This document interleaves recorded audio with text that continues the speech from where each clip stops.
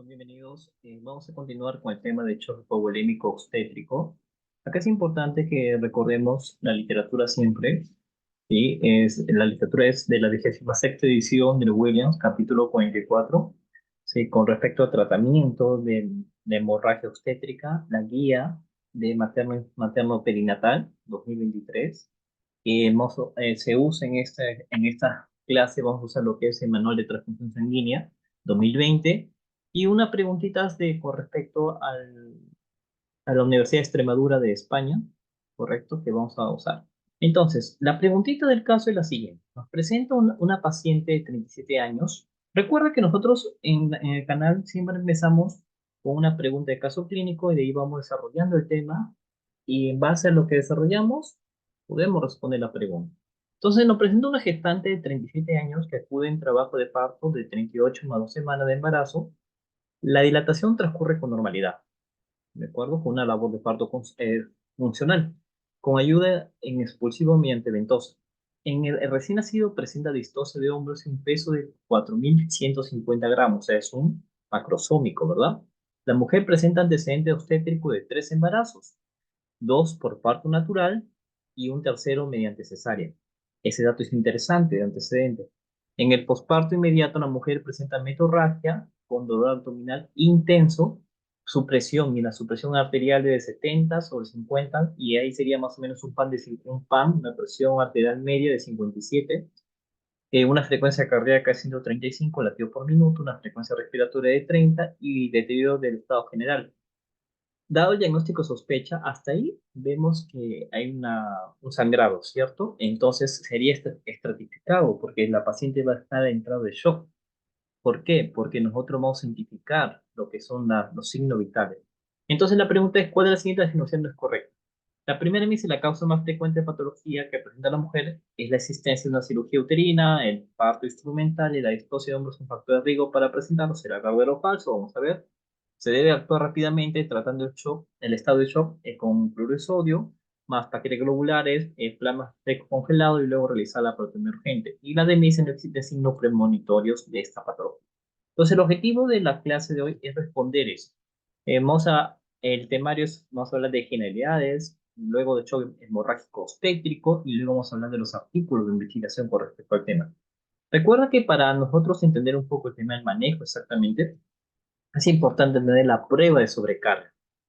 ¿A qué me refiero prueba de sobrecarga? Y esto va en generalidades, chicos, ya no solamente en el aspecto obstétrico. Recuerda que cuando tú hidratas a un paciente que está chocado, ¿de acuerdo? Le vas a colocar cloruro de sodio, 0,9% en un litro, ¿de acuerdo? Entonces, ¿tú cómo sabes que no le estás dando una sobrecarga?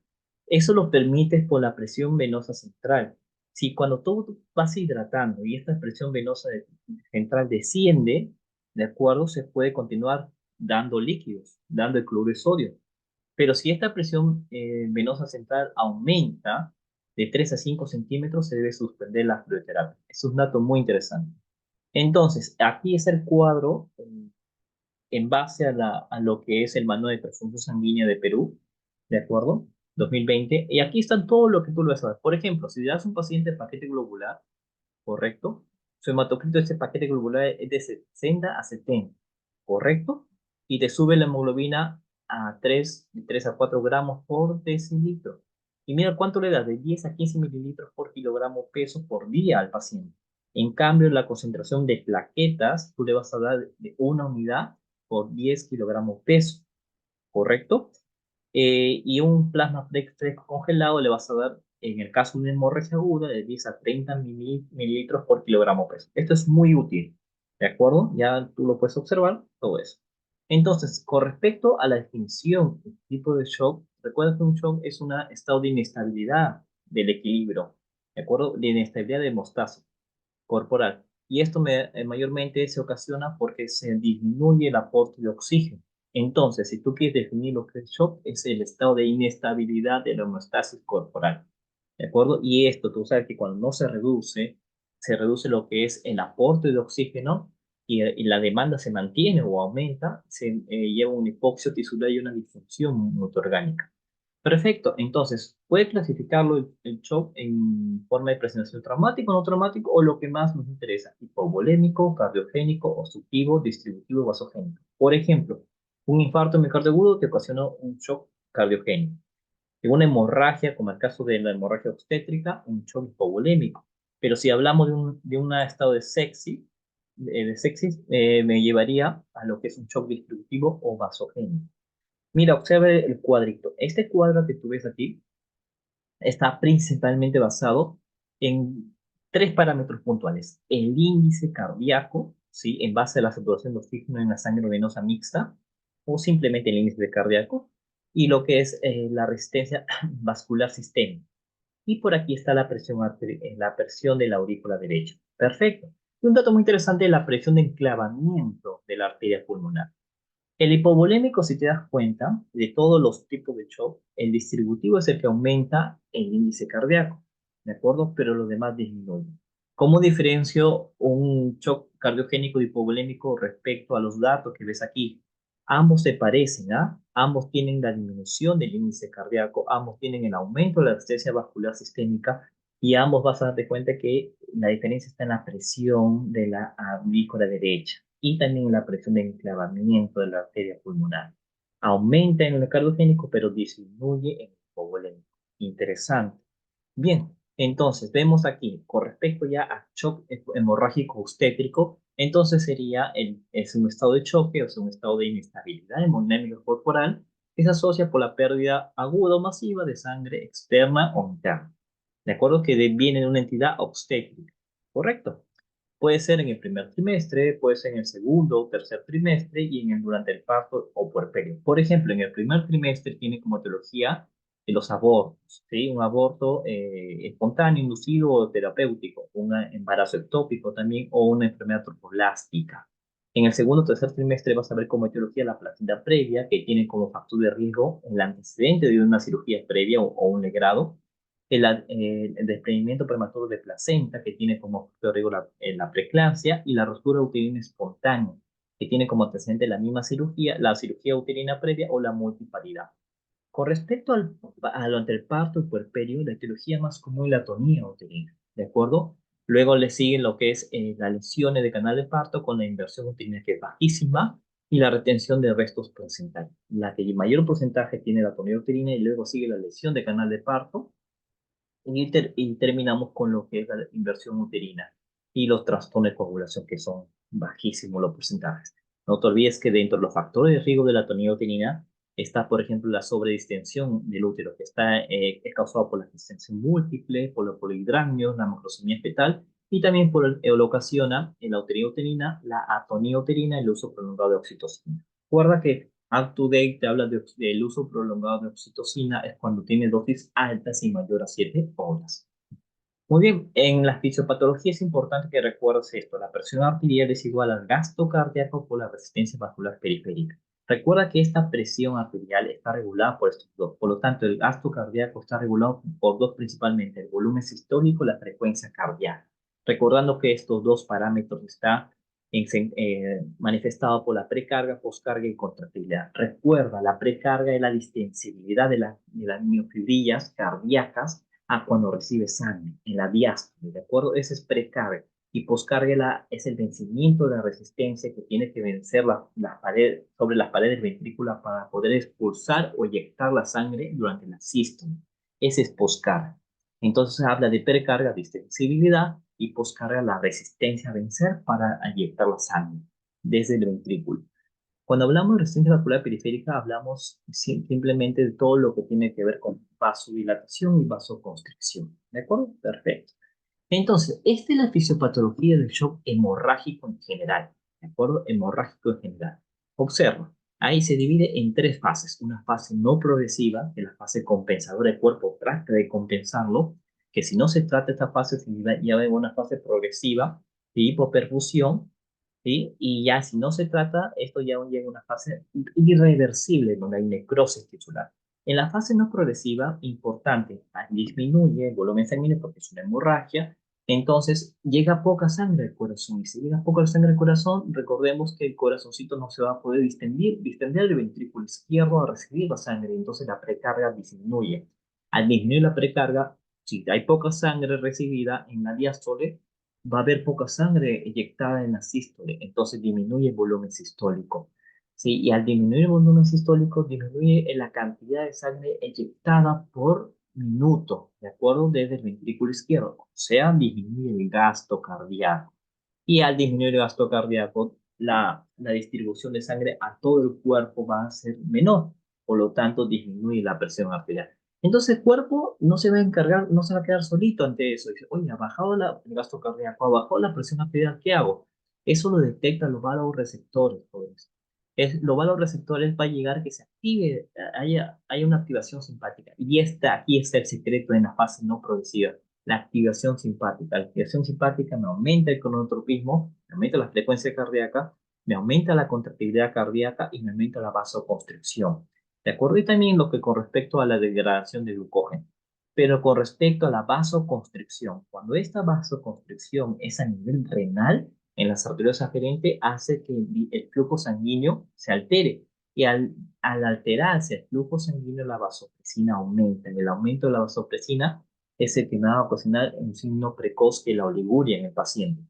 Esta misma vasoconstricción, tanto arterial como venosa, principalmente venosa, hace que la presión de llenado sistémico disminuya, aumente, disculpe, y aumente el retorno venoso. Y al aumentar el retorno venoso, recuerda que el gasto cardíaco aumenta. Un paréntesis, el gasto cardíaco está controlado por dos factores, por la contractibilidad cardíaca, el corazón como bomba, y el retorno venoso. Si cualquiera de los dos aumenta, el gasto cardíaco aumenta. Entonces, en la activación simpática, indirectamente aumenta el gasto cardíaco. Solucionamos el gasto cardíaco, pero con la vasoconstricción arterial también solucionamos la presión arterial, se compensó. Pero ¿qué pasa si no se trata todo eso? Si se sigue, el paciente está perdiendo sangre y no se trata de compensar esta pérdida de sangre, entonces llega a una fase progresiva. En la fase progresiva vamos a ver que hay una vasoconstricción. Esta vasoconstricción que continúa hace que la resistencia vascular periférica aumente. ¿Sí? ¿Por qué aumenta? Porque el radio va a disminuir. Y al disminuir el radio con la ley de Puncier, tú sabes que la resistencia va a aumentar. Entonces, junto con la hipovolemia que está perdiendo sangre el paciente porque no está siendo tratado el paciente, vamos a llevar que la isquemia tisular se manifiesta y ante eso hay una alteración del metabolismo celular. Y se altera la célula, ¿qué va a ocurrir? Va a ocurrir la glucólisis anaeróbica, ¿de acuerdo? No va a haber oxígeno, va a haber ATP. Y esta ausencia de ATP me lleva a una acidosis láctica, el pH tisular aumenta. Si el pH tisular aumenta, vamos a recordar que me conlleva a una respuesta vasomotora. Esta respuesta vasomotora principalmente se va a manifestar como vasodilatación. Mira que pasó de una vasoconstricción a una vasodilatación periférica. Y esa vasodilatación periférica es que el gasto cardíaco me vuelve a bajar. ¿De acuerdo? Me lo vuelve a bajar el gasto cardíaco. Entonces, que estaba aumentado, compensado, ahora vuelve a bajar otra vez. Y ya entra la fase irreversible, que junto con esta alteración del metabolismo celular hace que las medios inflamatorios aumenten y la permeabilidad va a ser alterada, va a aumentar la permeabilidad. Al aumentar la permeabilidad, entonces, junto con el gasto cardíaco aumentado, me hace disfunción de órganos. ¿Como cuáles? Por ejemplo, me lleva a lo que es a nivel cardíaco, me puede ver un aplanamiento de los discos intercalares. Histológicamente, me lleva a un edema cardiogénico.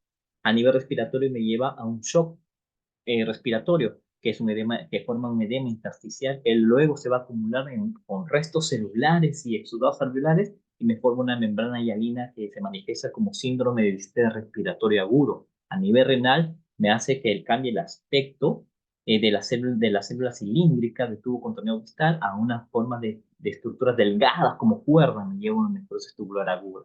¿De acuerdo? Y a nivel suprarrenal me hace una hemorragia en corteza suprarrenal, que se manifiesta como el síndrome de Waterhouse, ¿sí? Que es característico de la coagulación intravascular diseminada aguda. Entonces, todo eso me lleva a una disfunción de órgano. Entonces, la fisiopatología se basa en tres cosas. Activación simpática, que me conlleva a la vasoconstricción, ¿sí? Y esta vasoconstricción me lleva a una isquemia, y esta isquemia me lleva a una acidosis, y me lleva a una vasodilatación conllevando una disfunción de órgano. Cosa puntual, por favor, cosa puntual. Si me baja el gasto cardíaco, también me baja la presión arterial. Entonces el paciente va a estar hipotenso. ¿De acuerdo? ¿sí? Si me baja el gasto cardíaco, el paciente va a estar hipotenso. Acuérdate muy bien, es hipotenso. Y si hay una coagulación intravascular diseminada, las plaquetas se van a agotar. Va a haber trastorno de coagulación. Segundo dato, trastorno de coagulación. Acuérdate de eso porque vamos a ver una triada en el tratamiento.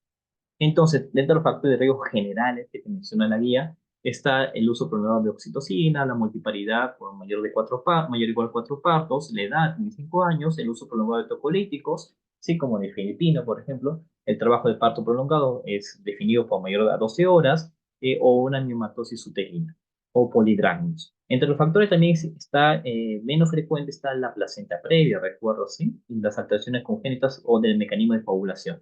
En la clínica, datos importantes. Habíamos dicho, lo habíamos resaltado en la diapositiva anterior, la hipotensión arterial que el paciente va a tener, la taquicardia que va a tener, la signo de hipoperfusión, que es la oliguria, por ejemplo, lo menor de 0,5 mililitros por kilogramo por hora o 10 gotas de orina en un minuto. Vamos a ver signos de vasoconstricción periférica como la palidez de piel mucosa o los pulsos periféricos débiles en el paciente, o lo clásico, la presión de llenado capilar mayor a 2 segundos. ¿Correcto? O la alteración metabólica como la acidosis metabólica. Perfecto, miren el lado derecho. El diagnóstico 100% es clínico, ¿de acuerdo? ¿Sí? Y hay que determinar dos cosas, la severidad y el estado de shock, es el grado de shock. Por eso vemos un cuadrito acá que te menciona en la guía, y tú lo has estudiado, lo más probable es que la cantidad que pierde la paciente a nivel, por ejemplo, durante el parto, es la cantidad más o menos subestimada, ¿verdad? Es el famoso recolección directa, la cuantificación subjetiva que hace, en este caso, el personal de salud que lo identifica. Por ejemplo, una riñonera es medio litro, ¿sí? Si vemos que está en un charco de sangre la paciente, 1 litro, pero si vemos que llega al suelo, son 2 litros aproximados. ¿De acuerdo? Y aquí hay una definición muy puntual, hemorragia evasiva. Acuérdate, 5 definiciones de hemorragia evasiva. La primera, para que sea una hemorragia evasiva, tiene que haber una pérdida sanguínea superior a 150 mililitros por minuto por más de 10 minutos. 150 mililitros por minuto, una pérdida de volumen sanguíneo en 24 horas. Tercero, una hemorragia mayor que precisa 4 partes concentrados de hemátias en 1 hora, o una pérdida de 1 a 1,5 de volemia total en 24 horas, o una pérdida de 50% de volemia en total en 3 horas. Muy bien, no te olvides, ¿ah? La hemorragia masiva es mayor a 150 mililitros por minuto por más de 10 minutos. En los exámenes auxiliares, los clásicos, la hemoglobina, hematocrito, leucocitos, el RH positivo, importante, la gasometría, las pruebas cruzadas de perfil coagulación, y las auxiliares puede ser, por ejemplo, también la perfil renal, la tromboelastografía, la gasometría arterial, la glucosa lactata. Muy bien. Entonces, ante eso vemos los grados, ¿sí? En la guía no mencionan los grados actuales, que lo clasifica en 5 prácticamente, siendo la primera la compensada, la que hemos visto en la fisiopatología, ¿verdad? La compensada. Vemos que se pierde un volumen de 10 a 15% en una mujer de 50 a 70 kilogramos, que equivale a 500 hasta 1 litro. El grado 1 ya sobrepasa 1 litro a 1,5 litros, ¿sí? Donde vamos a ver ya la frecuencia cardíaca comienza a manifestarse en 91 a 100 y la presión arterial sistólica de 80 a 90 con su frecuencia respiratoria de 20 a 29. Vamos a ver que ya hay aspecto de frialdad, ¿sí? De perfusión tisular, ya llenado capilar, está con palidez y frialdad. Muy bien. Entonces, ya vamos a ver nosotros tres cosas puntuales: la frecuencia cardíaca, la presión arterial sistólica y la frecuencia respiratoria. También es importante ver, por ejemplo, la diuresis y la déficit de base. Por ejemplo, en grado 2 el porcentaje de pérdida de volumen de 26 a 35%, que equivale a 1,5 a 2 litros, ¿de acuerdo? Con una frecuencia cardíaca hasta 120 latidos por minuto, con una presión arterial sistólica de 70 a 79, con una frecuencia respiratoria hasta de 30 a 39, ¿sí? Y vamos a ver que la perfusión tisular es mayor a 2 segundos, y la perfusión tisular se manifiesta con el color de piel pálida y fría, con una diuresis de 10 a 15 mililitros por hora. Lo normal es que sea mayor a 30 mililitros por hora. Mira, a la mitad prácticamente estamos hablando. ¿Sí? A la mitad va a llegar. Y en grado 3 es importante que se manifiesta, ya vamos a 2 litros de pérdida sanguínea, y vamos a ver que la frecuencia cardíaca es 120 a 139, y cuando supera los 140 es transfusión masiva. ¿Qué pasaría si tienes un caso clínico y te presenta que tiene una frecuencia cardíaca de 130 y te dice que tiene una presión arterial sistólica de 70? ¿Cuál manda? Manda el más grave.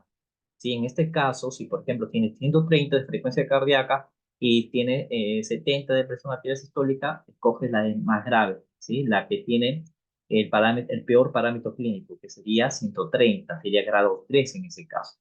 Hay algo que nos interesa muy interesante, muy importante, es el índice de shock. El índice de shock prácticamente es la frecuencia cardíaca sobre la presión arterial sistólica, con una sensibilidad de 75% y una especificidad de 86%. Lo normal, el rango normal es 0.5 a 0.7. ¿Qué no dice la literatura? No dice, esta guía nos dice que con el índice mayor a 1.3, sí o sí requiere disposición de sangre y hemoderivados. Perfecto, acuérdate de eso según la guía, porque más en los artículos de investigación que vamos a ver al último, cambia este velocito. Entonces, vamos al manejo. En el manejo es puntual, ¿sí? Desde el minuto cero hasta mayor a una hora, ¿sí? ¿Sí? Miren, en el minuto cero es activación de clave roja. Activación de clave roja quiere decir que se llama, es multidisciplinario, ¿de acuerdo? Se llama anestesiólogo, se llama cirujano, se llama el ginecobstetra, ¿de acuerdo? Sí, entonces organizamos y distribuimos las funciones del equipo, ¿de acuerdo? Alerta a la unidad de cuidados intermedios, de cuidados intermedios, a centro quirúrgico, al laboratorio y al banco de sangre. Y empezamos. En el primer minuto manejamos los clásicos, el A, B, C, D, E. Acá falta la letra E. Entonces, ¿qué hacemos? La guía no dice bien claro. Lo clásico, lo colocamos al paciente en una posición anti-shock, o sea, le elevamos los miembros inferiores o en 30 grados o lo colocamos en posición de Trendelenburg. ¿De acuerdo, chicos? Muy bien. Vamos. Esperen. Ya, entonces, hacemos una prueba cruzada con de dos paquetes globulares con negativo y hacemos dos muestras. Una muestra donde vemos el hemograma y evaluamos el perfil de coagulación y la segunda muestra donde vamos a ver el ANA, el lactato y las transaminasas con la creatinina y urea. Es importante medir la diuresis cada 30 minutos. Recuerda que la diuresis normal es mayor a 30 mililitros por hora. Entonces, evaluamos los grados de shock. Ya hemos visto los grados de shock, grado 1, 2, 3 y 4. Si es grado 1 y 2, o sea, no supera los 35% de pérdida sanguínea, en otras palabras, es menor a 2 litros, ¿sí? Menor a 2 litros. Entonces, nosotros vamos a manejar con cristaloides. Si este cristaloide recuerda que es fluoruro de sodio 0.9% o una solución polielectrolítica. Lo infundimos en un litro de agua, en un litro, disculpe, y pasa a 500 mililitros a chorro en 10 minutos. O sea, le damos cristaloides, ¿sí? En función de un litro, pero con 500 mililitros de chorro en 10 minutos. ¿De acuerdo? Y luego lo regulamos a goteo según los signos vitales. Si el paciente tiene una hemoglobina menor a 8, damos dos paquetes globulares. Recuerda que los paquetes globulares, tú lo multiplicas 10 a 15 mililitros por kilogramo de peso de la paciente y le das esos dos paquetes globulares. Si está en grado 3 la paciente, hacemos tres cosas puntuales. Damos los cristaloides, pero esta vez le damos de 300 a 500 mililitros cada 5 minutos. Ya no cada 10 minutos, sino cada 5 minutos. ¿De acuerdo? Y damos dos paquetes globulares más un plasma fresco congelado. Cambia. Mientras que en el 1 y 2 le das dos paquetes globulares, acá le das un paquete globular. ¿De acuerdo? O disculpa, un plasma fresco congelado le agregas. Pero si el paciente tuviera un fibrinógeno menor a 100, le damos lo que es el crío precipitado. ¿Correcto? Muy bien. Entonces, si está en hemorragia masiva, o sea, grado 4 y ha perdido 40% de sangre o mayor a 2.5 litros, le damos los cristaloides, pero ya no lo hacemos en un litro de infusión, lo hacemos en 2 litros de infusión o 2000 mililitros de infusión. Y le damos igual 300 a 500 mililitros o centímetros cúbicos cada 5 minutos, hasta que veamos una respuesta de signos vitales. Y damos tres cosas: 6 paquetes globulares, 6 unidades de plasma precongelado y 6 unidades de frío precipitado. ¿De acuerdo? De concentrado plaquetario. Disculpen, le agregamos el concentrado plaquetario. Si en el caso que el fibrinógeno sea menor a 100 miligramos, damos de 1 a 2 unidades de frío precipitado. Entonces, acá vas a dar en la hemorragia masiva, que ya hemos definido una hemorragia masiva mayor a 150 mililitros, ¿sí? Por minuto, durante más de 10 minutos. Entonces, le damos cristaloides en una hemorragia masiva, le agregamos el paquete globular, 6 paquetes globulares, le agregamos 6 unidades de plasma fresco congelado y le agregamos 6 unidades de concentrado plaquetario. ¿Sí? Y le agregamos, si el fibrinógeno está bajo, que lo más probable, le damos su precipitado. Perfecto. Luego de eso tenemos que tratar la causa. ¿Sí? A la vez, todo es a la vez, no luego, sí, a la vez. En el primer minuto, todo es esto. Tratamos la causa. Si, por ejemplo, hemos dicho que la causa más común durante el parto y puerperio es la atonía uterina. Entonces, en el caso, vamos a hacer lo más frecuente, porque básicamente vamos a ver un cuadro de cada especificación. De acuerdo que en el caso de la causa de la tonidoterina, hacemos un masaje cutáneo externo, la maniobra de compresión, ¿de acuerdo? Hacemos esta maniobra de compresión bimanual o colocamos un balón de Backel, ¿correcto? Y con respecto al manejo complementario, damos lo que es endovenoso, el cloruro sódico, que lo hemos agregado, 1 mililitro, y le agregamos oxitocina, ¿de acuerdo? Oxitocina, 40 unidades internacionales, le infundimos a 125 mililitros por hora, que equivale a 80 mililitros por minuto, ¿de acuerdo? Hasta variar lo que es el tono uterino y sangrado. Le agregamos esto, el endovenoso por otra vía, por una segunda vía, cloruro de sodio, 1 litro, y lo pasamos a 500 mililitros a chorro y luego 40 gramos por minuto. Y a eso le agregamos una tercera, la ergometrina, ¿de acuerdo? La ergometrina intramuscular que se puede repetir a los 20 minutos. Entonces, si esto no fuera suficiente, le agregamos si la contracción no se ha conseguido, porque recuerda que hay atonía uterina, no hay contracción uterina suficiente, si aún así, dando esas tres cosas, oxitocina, cloruro de sodio y ergometrina intramuscular, agregamos misoprostol si fuera insuficiente, pero 800 a 1000 microgramos de forma intratecal. ¿De acuerdo? Muy bien. Entonces, ya está, pasamos al minuto 15-20. El objetivo del minuto 15-20 y del minuto 20-60 es la evaluación de la respuesta y la estabilización. El objetivo es evitar que el paciente lleve hipotensión, acidosis metabólica y trastorno de coagulación. Perfecto. Ahí está la triada de hipotensión, ¿sí? Acidosis metabólica, ya hemos dicho porque aumenta el lactato, y lo que es trastorno de coagulación. Esa es la triada letal del shock. El objetivo es evitar esto, ¿de acuerdo? Entonces, si no hay respuesta con lo que hemos visto en cada grado de shock por ejemplo, la atonía uterina como causa principal en una hemorragia, en un shock hemorrágico o hemorragia parto y puerpérica, vemos que si no hay respuesta, ¿cómo lo sabemos? Porque el paciente sigue con hipotensión y taquicardia sensorio comprometido. Y mayormente la causa original no ha sido resuelta. Si hay respuesta es porque se ha solucionado el sangrado o el sangrado ya ha terminado, ¿verdad?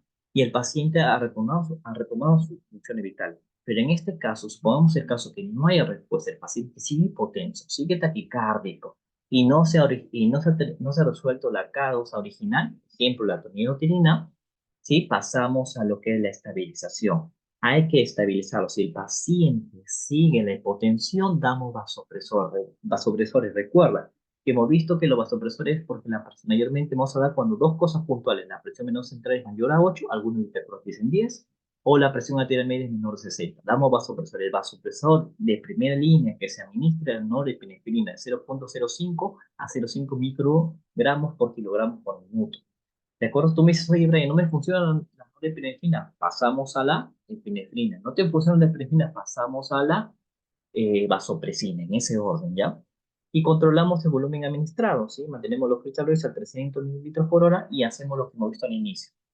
Vigilamos con la presión venosa central, ¿de acuerdo? Y también identificamos los miembros inferiores, los signos del paciente, ¿sí? Vigilamos el aspecto hemodinámico, la oximetría, el ácido láctico, muy importante, y las maniobras comprensivas, como el traje antichoque no neumático, y vigilamos la hemostasis, importantísimo, el control de plaquetas, tiempo de protonina, el tiempo de tromboplastina facial activado, ¿de acuerdo? Y el fibrinógeno, que es el parámetro más sensible, y agregamos ácido tranexámico. Recuerda que el ácido tranexámico no es de primera línea, no es profiláctico, sí, se da dentro de las primeras 3 horas. Acá dice que damos 1 gramo en 10 mililitros intravenoso. Damos 1 gramo en 10 mililitros intravenoso a 1 mililitro por minuto.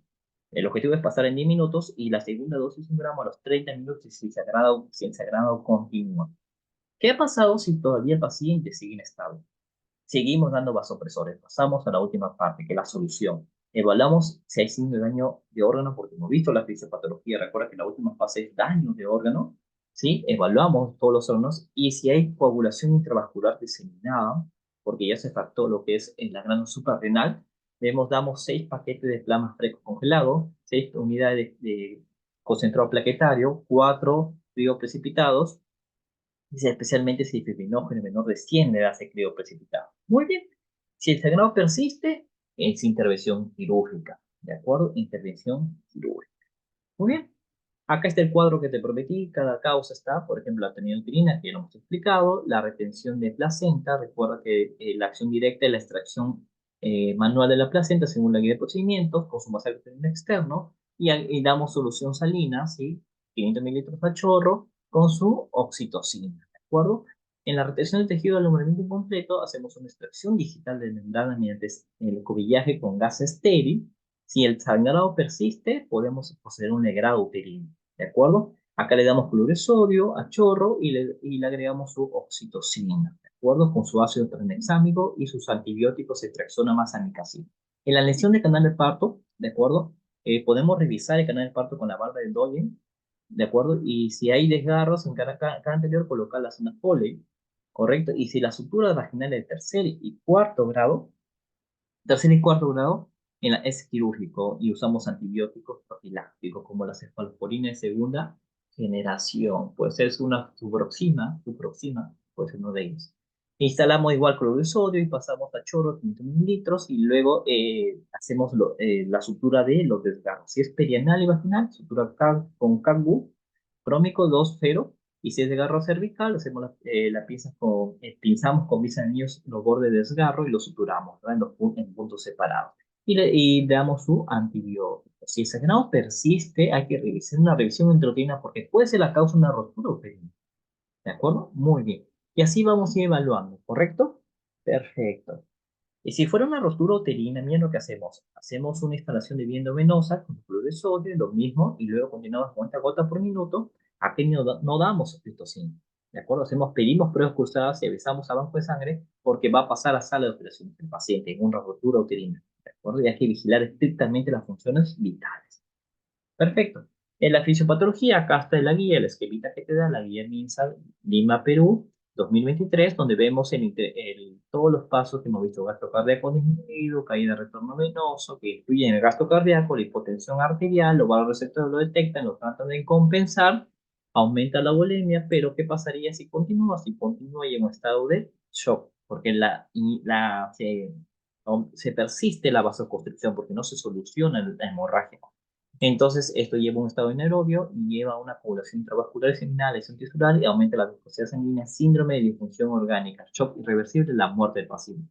En el lado derecho vemos el algoritmo de tratamiento, lo que hemos manejado igualito. ¿Sí? En el primer minuto vemos así la activación de clave roja, avisamos a los especialistas y al banco de sangre en la sala de operaciones del laboratorio, organizamos a todas las funciones del equipo, ¿sí? Y reanimamos al paciente con dos vías periféricas que ya no hemos mencionado, ¿de acuerdo? Y damos su ABCDE, ¿sí? Y le tratamos según el grado de shock, ¿sí? Y tratamos las causas, ¿sí? Si es atonía, ya hemos dicho que hemos dado cloruro de sodio, hemos usado oxitocina, más ergometrina, ¿verdad? Y si persiste, no hay, sigue la atonía, le damos misoprostol. ¿De acuerdo? Y si no mejoran así el paciente, ¿de acuerdo? Estamos tratando el grado de shock, ¿sí? Si es grado 4 es un sangrado masivo, damos 6 de paquete globular, 6 de plasma congelado y 6 unidades, ¿sí? De plaquetas, con 2 unidades de crioprecipitados y el fibrinógeno menor de 5. Y a ver, estabilizamos el equilibrio ácido básico y damos ácido tranexámico. Si así no mejora, ¿sí? Damos vasopresores ante la presencia de la hipotensión, especialmente dos criterios: presión menor central mayor de 8 o menor de 10 y la presión arterial media menor de 5. Perfecto. Luego evaluamos el equilibrio ácido básico y seguimos administrando ácido tranexámico. 1 gramo en 10 mililitros endovenoso pasar en 10 minutos. Si continúa así el paciente, si continúa, entonces seguimos dando, por ejemplo, si hay daño de órgano, coagulación intravascular diseminada, damos los 6 paquetes de plaquetas, 6 paquetes, 6 de plasma fresco congelado y de creo precipitado 4 con si el fibrinógeno menor de 100. Si continúa el sangrado, es cirugía. Entonces, todo esto es lo que hemos explicado en esta diapositiva. De acuerdo, en ese orden, en los minutos que de manejar. Perfecto. Ahora vamos a la última parte, que son las investigaciones. En las investigaciones es importante este documento de consenso publicado si no me equivoco, en agosto de 2023, este documento de multidisciplinario sobre el manejo de la hemorragia masiva en general. Por ejemplo, ¿qué nos menciona? Que el índice de shock, el SI, ¿sí? Es en el ámbito prehospitalario, es un puntaje su puntaje de corte es de más igual a 1. Recuerda que vimos al inicio de la guía MINSA disculpe, la guía de materno perinatal, la de Lima, que decía mayor a 1,3 para que haya transfusión temprana de sangre. Acá no, acá le pone parámetro de mayor o igual a 1. ¿Ah? Es la actualización, lo más actual. Y este mayormente es el único, el índice de choque es el único puntaje de riesgo validado exclusivamente en formas clínicas de gran utilidad en el ámbito prehospitalario, ¿de acuerdo? Siendo su punto de corte mayor o igual a 1. Otro aspecto que hay que monitorizar al paciente con una hemorragia masiva, la presión arterial, la frecuencia cardíaca y el lactato sérico o déficit de base. Esas tres cosas puntuales. Cuatro en sí: presión arterial, frecuencia cardíaca y lactato sérico o déficit de base. Esas cuatro cosas puntuales hay que monitorizar al paciente: presión arterial, frecuencia cardíaca y lactato sérico o déficit de bases. La otra recomendación es siempre evitar la hipotermia en el paciente, ¿sí? Manteniendo la temperatura central por encima de 35 grados centígrados y nunca, no se recomienda la restricción de coloides sintéticos. Ya chicos, no se recomienda la restricción de coloides sintéticos. Recordamos que tenemos que administrar cristaloides. Y lo más ideal es, entre ellos vamos a ver que es el cloruro de 0,9%. Y aquí hay una recomendación, justo lo que mencioné anteriormente. En las pruebas de laboratorio más útiles para una hemorragia masiva, incluye el déficit de lactato y las bases. ¿Sí? El déficit de lactato y déficit de bases. ¿De acuerdo? ¿Por qué? Porque estos son parámetros de fase temprana. ¿De acuerdo? ¿Sí? Y me pueden ser buenos indicadores para pronóstico de una hemorragia masiva y poder monitorizar adecuadamente el paciente según la hipóxisis tisular y su grado de hipoperfusión. Ya está. Otro artículo de investigación en 2022, vemos la revisión retrospectiva del tiempo transcurrido hasta la administración de uterotónicos y los resultados maternos después de la hemorragia. Recuerda que el uterotónico más usado es la oxitocina, ¿de acuerdo? Entonces, mira, acá me menciona que los pacientes que se le da oxitocina en un estado de hipotensión cada 5 minutos, ¿sí? La probabilidad de hipotensión aumenta en un 17%. ¿De acuerdo? Luego me menciona en la discusión, me dice, por ejemplo, la administración temprana de oxitocina en menos de 10 minutos, ¿sí? Por ejemplo, por una hemorragia postparto, se asoció con una reducción del 70% del riesgo de una hemorragia postparto grave. O sea que dar tempranamente la oxitocina es muy ideal.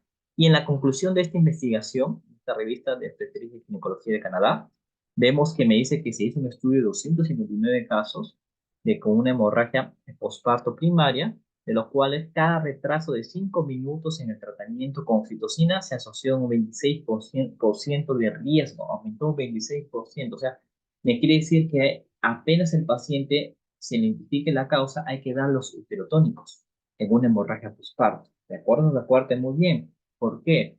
Porque si tú esperas 5 minutos, aumenta el 26% de un riesgo de hipotensión después del parto. 26% en todos los combinados. Y si hablamos específicamente a partos vaginales, aumenta el riesgo de hipotensión 31%, se espera 5 minutos y demora 5 minutos, y de transfusión 34%. ¿De acuerdo? Entonces, eso es lo que me dice la conclusión. Y bueno, terminando acá con lo que también me da la guía de práctica clínica y procedimiento de obstetricia de Lima, Perú, 2023, me menciona acá la oxitocina, la dosis que hemos mencionado, sus efectos adversos como bradicardia, náuseas, el misoprostol, la carbetocina de 100 microgramos por vía endovenosa administrada en un minuto, que también me da lo que es hipotensión y dolor abdominal. La ergotamina, sí, la dopamina, el cloruro de sodio, la catorraña, que es muy ideal más que el cloruro de sodio, pero acá en Perú usamos el cloruro de sodio. Y aquí hay un cuadro bien bonito de nuestro amigo Netter que nos dice, por ejemplo, quiénes son los vasopresores, como te mencionaba, ¿sí? Sí, y quiénes son prácticamente los inopresores, ¿de acuerdo? Principalmente. ¿Ya está? Entonces, chicos, eso sería. Muchas gracias. No, vamos a responder la pregunta. Dije que muchas gracias. Vamos a responder la preguntita. Ya. Entonces, acá el casito era de una paciente de 37 años, ¿de acuerdo? Que ha tenido un parto, ¿sí? En un recién nacido macrosómico, con distosia de hombro. Perfecto. La mujer presenta antecedentes de 3 embarazos. Tiene una cesárea. Dentro de ellos es una cesárea. O sea, es un antecedente de la paciente, ¿sí? De un útero con cicatrices previas. Entonces, y el paciente está hemodinámicamente inestable. Sacamos al toque el PAN, postparto, de la presión arterial media. Recuerda que la presión arterial media tú lo sacas la diferencia entre la sistólica y la diastólica y le sumas a la diastólica, pero es entre 3. Por ejemplo, 70 entre 50 es 20. 20 entre 3 hablamos de aproximadamente 7. 7 más 50, 57. O sea, es menor de 60 con una frecuencia cardíaca de 137. Entonces, todos estos datos con la frecuencia respiratoria me lleva a un grado 3 de la paciente, un grado 3, ¿sí? Y un grado 3 de shock hemorrágico obstétrico, ¿sí? Y por lo tanto, vemos que los principales factores de riesgo que presenta la paciente con respecto para esta ruptura, porque había una ruptura uterina y mayormente ha sido por el factor de riesgo de la cesárea y la distosia de hombro y la macrosomía. Por ejemplo, la primera me pregunta cuál no es correcta. La primera dice la causa más frecuente de patología que puede presentar la mujer es la existencia de una cirugía uterina previa. Claro que sí, y es la causa más frecuente de la rotura uterina. La cirugía uterina previa, o sea, que la cesárea. La segunda, el parto instrumental y la distosis de hombros son factores de riesgo para presentarlos. Claro que sí. La distosis de hombros y el parto instrumental. Puede ser el uso de forceps, por ejemplo. Así que me puede llevar a una lesión de conducto de parto. Se debe actuar rápidamente, la C, se debe actuar rápidamente practicando el estado de shock con cloruro de sodio más paquetes globulares y plasma precongelado y luego realizando la peritoneal urgente. Claro que sí, mira, si hemos dicho que tiene una presión arterial sistólica de 70, una PAN de 57, una frecuencia cardíaca de 135 y una frecuencia respiratoria de 30, nosotros lo vamos a ubicar en el grado 3. Mira, acá está el grado 3. Vuelvo acá. En un grado 3. Perfecto. Entonces, date cuenta que tiene una frecuencia cardíaca de 130, ¿de acuerdo? En una frecuencia respiratoria de 35. Entonces, encaja en grado 3. En grado 3, ¿qué le vamos a dar? En grado 3, hacemos un poquito más grande. En grado 3, mira, en grado 3, que se pierde hasta 2,5 litros, o sea, hasta el 40% del volumen sanguíneo. Le damos sus cristaloides con función de un litro en reto de 300 y 500 centímetros cúbicos cada 5 minutos y le agregamos dos paquetes globulares y un plasma fresco congelado. Si su fibrinógeno es menor a 100, ¿de acuerdo? Le agregamos el trigo precipitado, ¿de acuerdo? Sería tres cosas, pero si el fibrinógeno es mayor a 100 o es 200 o 250, solo le daríamos paquetes globulares con su plasma fresco congelado y su cloruro de sodio de 300 a 500 mililitros cada 5 minutos. Entonces, ante eso, la respuesta a esa pregunta sería la clave E, porque no es falsa, no es correcta, no existen signos premonitorios de esto, porque sí existen signos premonitorios, que sería la distosia, el antecedente de cesárea y la macrosomía del feto. Bueno, chicos, eso es todo, pues nos seguimos viendo.